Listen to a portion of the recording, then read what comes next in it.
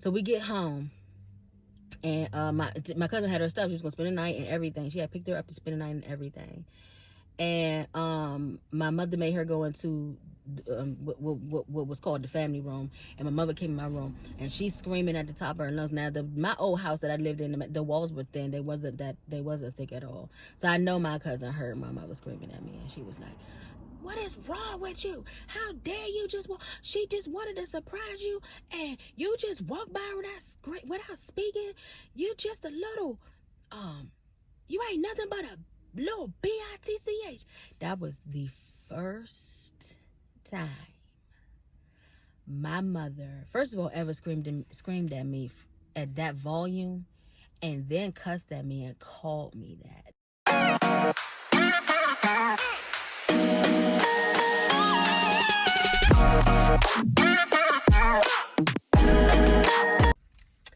Hey y'all, welcome to Receive and Relate. If this is your first time here, my name is Tara Walker. If you are a returning subscriber or just coming back, hey y'all, hey, thank you for coming back. So today is gonna be okay. So y'all might find this a little bit funny, and it's funny now. Okay, it's funny now, but at the time it was not funny. Okay, it was not funny. I'm just gonna go ahead and start with it. So I want to say 13, because that's around the time when I knew this girl and I was hanging with this particular girl. I'm thinking 13. And my sister had this event at her job where they had this college bus tour thing, and she asked if I wanted to go, and I said yeah, and can I bring a friend? And she said yeah. So me and my friend at the time, this would be the same friend that, if you've seen the story about the child trafficker, this was the friend that I had made plans with to go see the dude, to meet up with the dude at the zoo. You gotta go back and watch the story if you haven't watched it. This is the same friend. So this friend went with me on this college tour trip. So we visited 3 colleges, I believe, in Virginia. And me being okay, remember I said I was a shy kid. I really was. But once I met a person and got to know them, you know what I'm saying? I was just friendly. I'm still friendly, you know. I'm just more cautious of who I let in my inner circle now, because of you learn, right? You learn. But when I was younger, once I met new friends, but I was just so happy about that. I always wanted friends, right? And so, although I was with her, I met these other people on the trip naturally, you know. And so I met this guy and this girl, and they didn't know each other prior to the trip, but apparently they had some type of attraction to each other. So they was hanging tough, and they rode behind us on the way there. I can't remember where they were sitting I'm sorry. They rode behind us on the way back from the tour. But on the way there, I can't remember where they were sitting at. But nonetheless, as we stopped to each college, we all started talking. And when I say we, it was really just me and the guy and the girl. My friend that was with me, she's more introverted, right? And so she didn't really, I guess, I feel churchy when I say this, but she didn't really fellowship with them like I did. You know what I'm saying? Like I said, I could just gravitate to anybody. That's just me. And so, but I was trying to include her, you know what I'm saying, into our conversations and stuff like that. But she didn't want to be bothered. She just was like, you know, I don't know you type person, right? So she didn't really engage much with them. So what would happen was, and this story is actually going to be short. It's not even going to be real long. Before we went, that's what happened. I got to say this part. Before we went, we had to be there early in the morning. We had to meet at my sister's job early in the morning. The bus was leaving like 5, 6. It was early, right? And so we had to get there early, and we woke up I think a little bit late. I don't know if we stayed up late the night before or whatever. So we were kind of rushing. And because of the rushing, you know, to get ready, I accidentally forgot to put on my deodorant. Okay. So now, going back to the tour, meet these people. Don't even remember their names, so I made up 2 names anyway in the book. This story is in the book, Cage Girl, link in the description box below. And we're riding back now. So we had fun at the colleges, you know, we ate, we talked, laughed, he. So I really like these 2. You know, they were really cool and whatever. So we get on the bus, and you know how you turn around like on your knee so you can talk to the person behind you. Even but before that happened though, before that happened, because you know you always listen. You should get, if you don't smell yourself first, you got some issues with your sense of smell, right? Before that happened, I actually got a whiff. I don't know what I did, or because now it's the end of the day, so all the sweat particles have now arrived on the scene. Okay, all the must particles or what have you have arrived on the scene of the pit of the arm. Okay, and I did something. I did something, and I got a whiff myself, and I was like, "What is? Oh no, I forgot to put deodorant on." So, of course, I ain't say nothing. I didn't even say nothing to my friend about it, whatever. I just tried to play it off, I was like, well, I know what. I'll just, try to keep my armpits closed and whatever. But, eventually, what I'm saying? Like I said, we laughing and joking and stuff like that. So there was an eventually where I forgot about this this waft of must, if you will, that murdered my own nostrils. I forgot about. And so there was a point where I turned around to get on my knee to talk to them, and I must have shifted or something with the armpit up, and they laughed me out.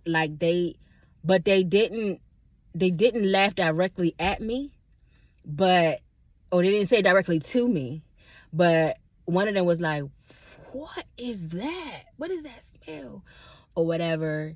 And then they just immediately realized that it was me, right? And that's when they laughed and they kikied to themselves hysterically. And my little feelings was so hurt, right? Because I knew it was me. And of course, nobody wants to know. Nobody wants anybody else to know that they funky. You know what I'm saying? That they can smell themselves. I had forgot. I had got caught up in the kiki, and I did something, and the draft came on the scene. Okay. And my little feelings was so hurt, y'all. And I got quiet. And typically what I used to do when I was made fun of when I was younger, I would just get quiet. I would go in my shell. And I immediately went from me laughing and kikiing to nothing at all. And then I turned around and I sat down and I was very quiet. And so about maybe 10 minutes later or so, I heard the girl asked the dude, I believe the girl asked the dude what happened, and said like what happened to my nickname used to be Tay back then, or Tay, but really Tay. And I heard her say, what happened to Tay? And then the dude said, like, I don't know, yeah, she just got real quiet or whatever. And I heard them, but I didn't say nothing. Now from the corner of my eye, I saw my friend. Remember I said my friend that was real quiet, she didn't want to engage with them and stuff like that. I saw her turn and look I saw her from my peripheral turn and look at me. Now I'm by the window, she's on in the aisle seat, and I saw her turn from my peripheral. I saw her turn and look at me, but she didn't say anything. She just turned back around and just remained quiet. So I'm out the window, and by now it's dark, you know what I'm saying, because we're going back home. So, and it was I forgot to say, y'all, this was in the fall time or whatever. So, it was dark at 5 o'clock. It was already dark on our way back.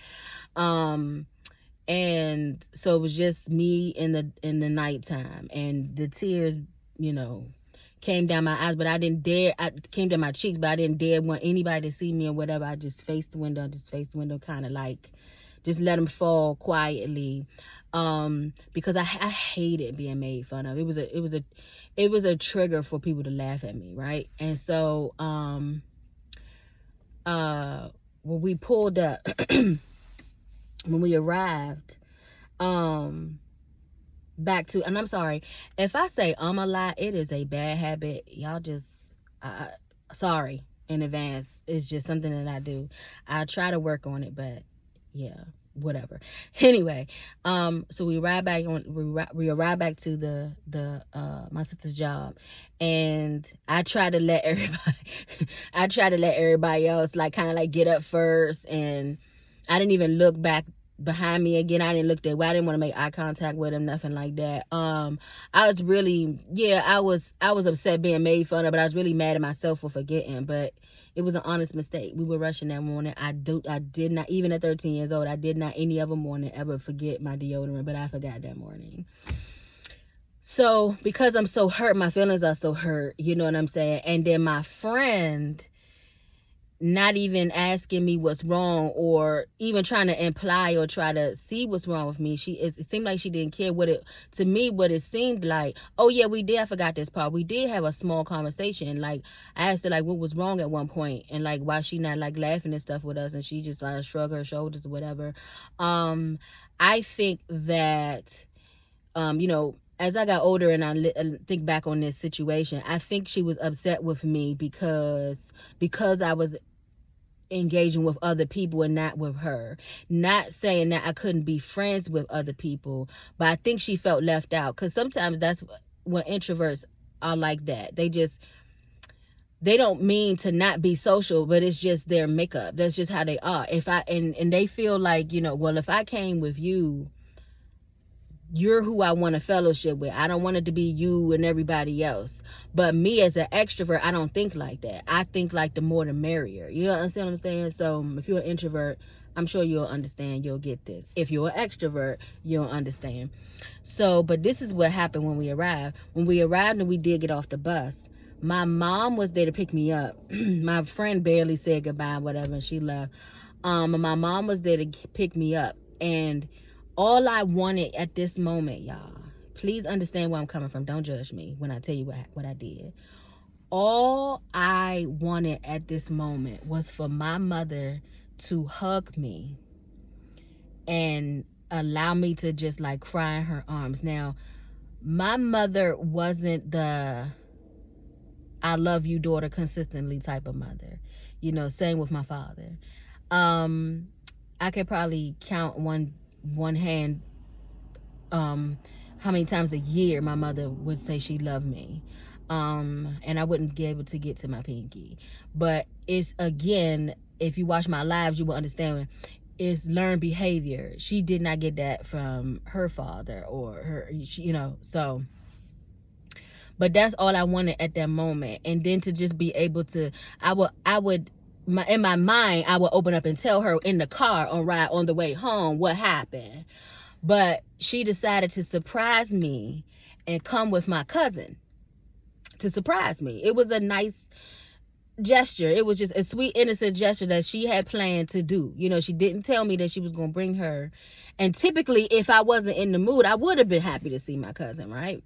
But I did not. I was not happy to see her at that moment because I was so emotional. I just wanted my mommy.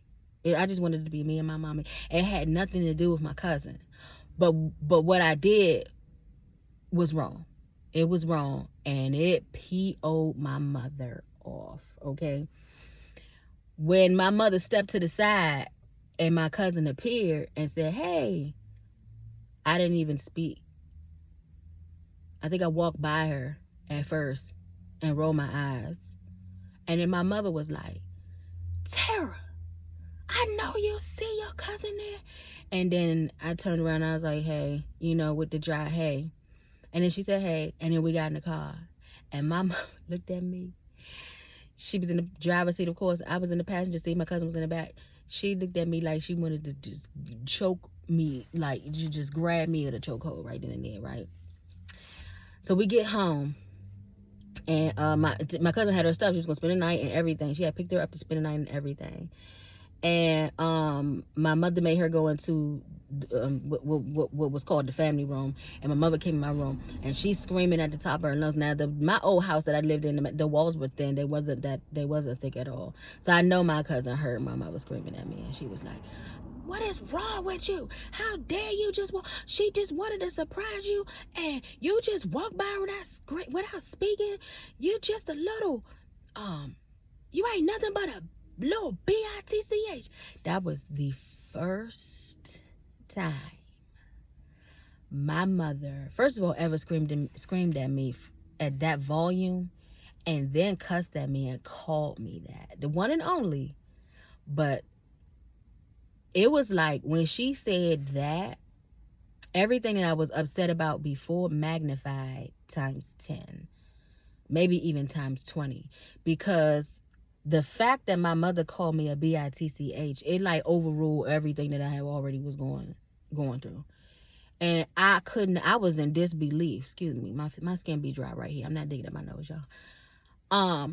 I was in like disbelief. I was like, did she just call me what I think she, you know what I'm saying? So now I'm already teared up because I'm already feeling bad about what I did. Now I'm crying hysterically. But she didn't care. She left out that room and slammed the door.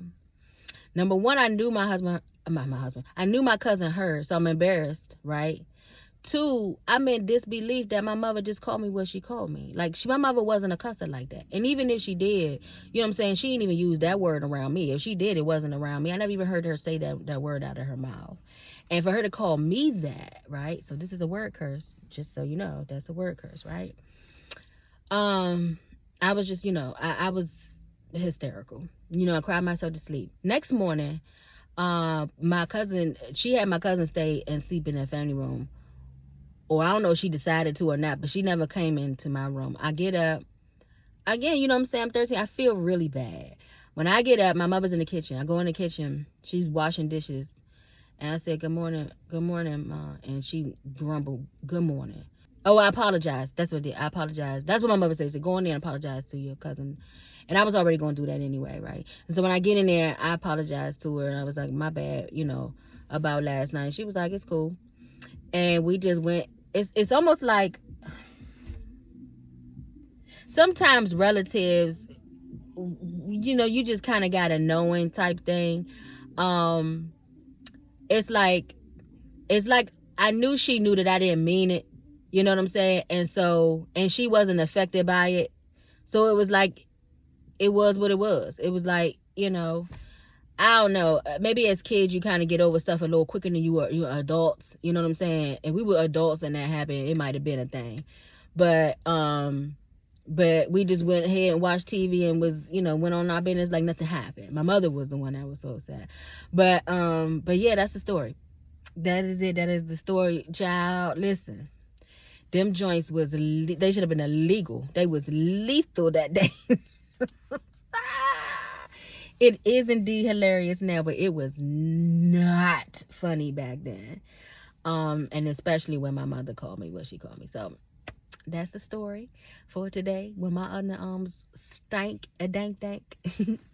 If you enjoyed this story, I really encourage you to come back. I promise you I have plenty more. The link for the book that I have, the memoir that I wrote called Cage Girl, will be in the description box below. Help yourself. I have an ebook version and a paperback version. Remember, people receive when they can relate.